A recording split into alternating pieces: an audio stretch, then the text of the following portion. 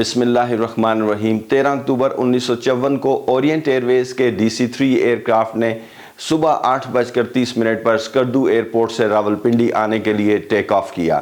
ٹیک of کے فوراً بعد اس کا انجن نمبر 1 فیل ہو گیا۔ اس ایئر کرافٹ نے اسکردو ایئرپورٹ کے برابر میں وسیع و عریض علاقے پر بہنے والے دریائے سندھ کے ریتیلے ریور بیڈ پر کامیاب فورس لینڈنگ کی۔ جہاز میں موجود عملے کے 3 افراد اور 11 مسافر محفوظ رہے۔ یہ جہاز رائٹ آف کر دیا گیا۔ شنگریلا کے مالک بریگیڈیئر اسلم نے یہ جہاز 150 روپے میں خرید لیا اور 3 ماہ کی محنت کے بعد اسے دریائے سندھ سے نکال کر شنگریلا لے آئے۔ اب یہ جہاز شنگریلا ریزورٹ میں ایک انتہائی رومانوی کیفے ہے۔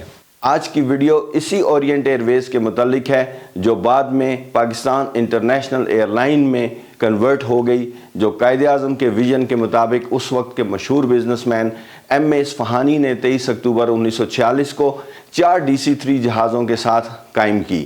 انہی کے نام پر کراچی ایئرپورٹ پر مشہور اصفہانی ہینگر بھی ہے۔ 10 جنوری 1955 کو یہی اورینٹ ایئر ویز پاکستان کی flag carrier Pakistan International Airline میں کنورٹ ہو گئی۔ یہ کہانی ہے ایک ایئر لائن کے رائز اور فال کی، کس طرح شاندار آغاز اور دنیا کے مشہور ترین ایمریٹس ایئر لائن کو شروع کرنے اور پھر اس کو اپنے پاؤں پر کھڑی کرنے والی ایئر لائن آج خود ڈکلائن کا شکار ہے۔ یہ کہانی ہے پاکستان انٹرنیشنل ایئر لائنز کی۔ قیام پاکستان کے وقت ایسٹ اور ویسٹ پاکستان کے درمیان 1100 میل کے طویل فاصلے کو مد نظر رکھتے ہوئے ٹرانسپورٹیشن کا ایک تیز ترین اور مؤثر طریقہ کار درکار تھا۔ ویژنری قائد اعظم نے اس ضرورت کو بھانپ لیا اور 1946 میں ہی ایک معروف بزنس مین ایم اے اصفہانی کو ایک ایئر لائن بنانے کی ہدایت کی۔ چنانچہ 23 اکتوبر 1946 کو اورینٹ ایئر ویز کا قیام عمل میں آیا۔ اس کے پہلے سربراہ ایم اے اصفہانی تھے، جن کے نام پر کراچی ایئرپورٹ کا مشہور زمانہ اصفہانی ہینگر بھی ہے۔ اس ایئر لائن نے جنگ آزادی کے بعد اس ریجن میں اسٹیبلش ہونے والی کسی بھی ایئر لائن میں پہلا انٹرنیشنل روٹ فلائی کرنے کا اعزاز حاصل کیا۔ 4 میکڈونلڈ ڈگلس DC-3 جہازوں کے ساتھ آپریشنز شروع کرنے والی اس ایئر لائن نے پاکستان بننے کے وقت دہلی اور کراچی کے درمیان لوگوں کو اور سامان کو لانے لے جانے میں بہت اہم کردار ادا کیا۔ جلد ہی اورینٹ ایئر ویز نے اپنا ہیڈ کوارٹر کراچی منتقل کر لیا اور پاکستان کے 2 بازوؤں کے دارالحکومت کراچی اور ڈھاکہ کے درمیان آپریشنز کا آغاز کیا۔ اس وقت اس ایئر لائن نے کراچی لاہور پشاور اور کراچی کوئٹہ لاہور اور کراچی دہلی کلکتہ ڈھاکہ روٹ پر فلائٹ شروع کی۔ ایک شارٹ پیریڈ میں تیزی سے ترقی کرتے ہوئے 1949 میں ہی اس ایئر لائن میں جہازوں کی تعداد 10 ہو گئی اور اس ترقی کو دیکھتے ہوئے مزید جہازوں کی ضرورت محسوس ہونا شروع ہو گئی تھی۔ 10 جنوری 1955 میں جب حکومت پاکستان نے ایک نئی airline Pakistan International Airlines establish کی تو اورینٹ ایئر ویز اس کے ساتھ مرج ہو گئی۔ اس وقت PIA کی پہلی انٹرنیشنل شیڈول سروس کا افتتاح کیا گیا۔ گلٹرنگ دارالحکومت لنڈن، کائرو اور روم کی انٹرنیشنل فلائٹس شروع کی گئیں۔ PIA نے اپنے اس انٹرنیشنل آپریشن سے خوب فارن ایکسچینج کمایا جو اس نے اپنے فلیٹ کی بہتری اور نئے جہازوں کی خرید کے لیے استعمال کیا۔ PIA اس ریجن میں پہلی ایئر لائن تھی جس نے پرانے پنکھوں والے جہاز چھوڑ کر اپنے فلیٹ میں جیٹ انجنز والے جہاز جیسے کہ بوئنگ 707 شامل کیے۔ یہ جہاز کراچی، لنڈن، کائرو اور روم کے درمیان انٹرنیشنل فلائٹس کے لیے مین جہاز تھا۔ اپنی انڈکشن کے وقت اس جہاز نے تیز ترین ٹریول کے ریکارڈ بھی قائم کیے۔ اس کے بعد بوئنگ 777 اس کے فلیٹ میں شامل کیے گئے۔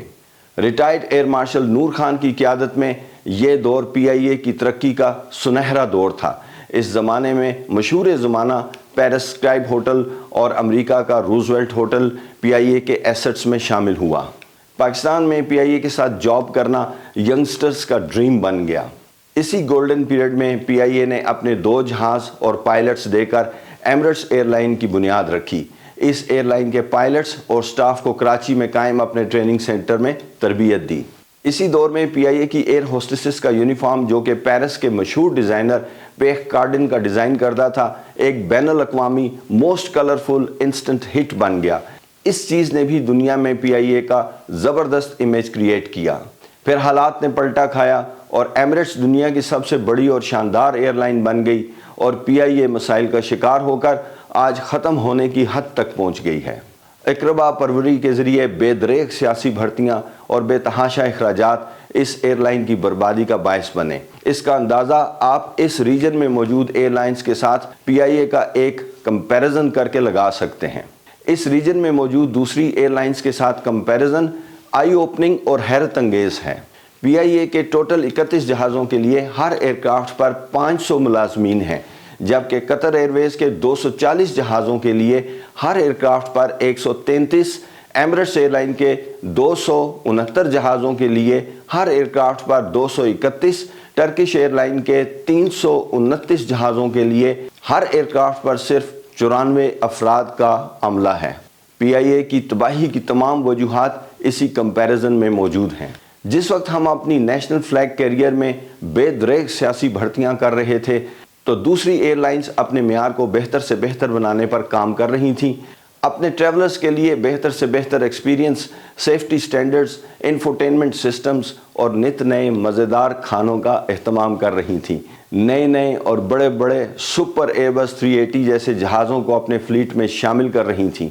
PIA में शामिल जहाज़ों के गिरते हुए मेयार की वजह से इंटरनेशनली इन पर यूरोप और अमेरिका की फ़्लाइट्स पर पाबंदी लग गई। Very sad. पाकिस्तान और इस रीजन में मौजूद प्रॉफिटेबल रूट्स, खूबसूरत एयर रूट्स और टूरिस्ट पैसेंजर लोड होने के बायस आज भी PIA का कमबैक हो सकता है अगर रेवोल्यूशनरी इक़्तिदामात किए जाएं। यकीनन हम PIA को इसके शानदार माजी की तरह तरक्की करता हुआ देखना चाहते हैं।